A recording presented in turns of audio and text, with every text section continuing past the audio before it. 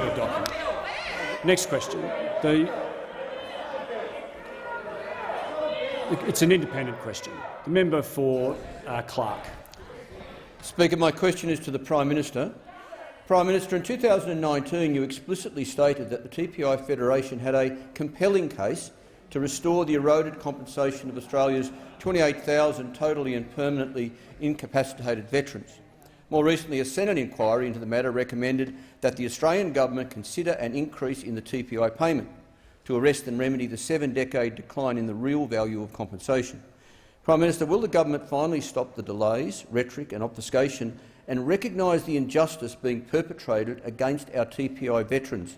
And in particular, will the government rightly increase their payments in the 2021 MYEFO so that the economic loss component is benchmarked to the tax-adjusted minimum wage?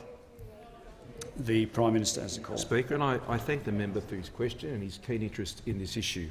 Mr Speaker, the government honours and respects the service of our TPI veterans, whose well-being has been severely impacted by their service. I have met with the TPI Federation and have heard their case directly. I commissioned an independent review, as you know, of the TPI payment, which was undertaken by the respected former Secretary of the Department of Finance, Mr David Tune. Mr Tune made a number of recommendations that government accepted and progressed in the 2020-21 budget, which included changes to the disability pension, which were then brought forward to be implemented sooner in the 21-22 budget.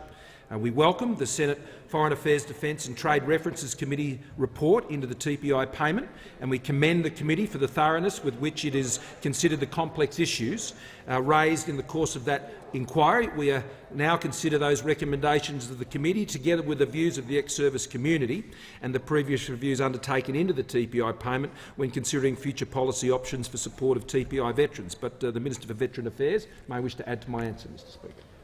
The Minister for Veterans Affairs has the call. Well, thank you, Prime Minister. Just Minister for Veterans Affairs' microphone's not on. Minister for Veterans Affairs has the call. Thank you, Mr Speaker, and I also thank the member for Clark for his question and acknowledge his service in the Australian Army.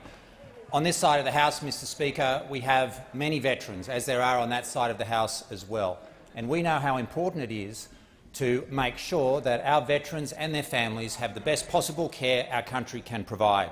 As the Prime Minister has stated, David Tune did carry out an independent review of TPI payments, and the Australian government, our government, has accepted all of those recommendations. Now, one of his recommendations was to provide targeted assistance to TPI veterans with income-tested pensions who pay private rent.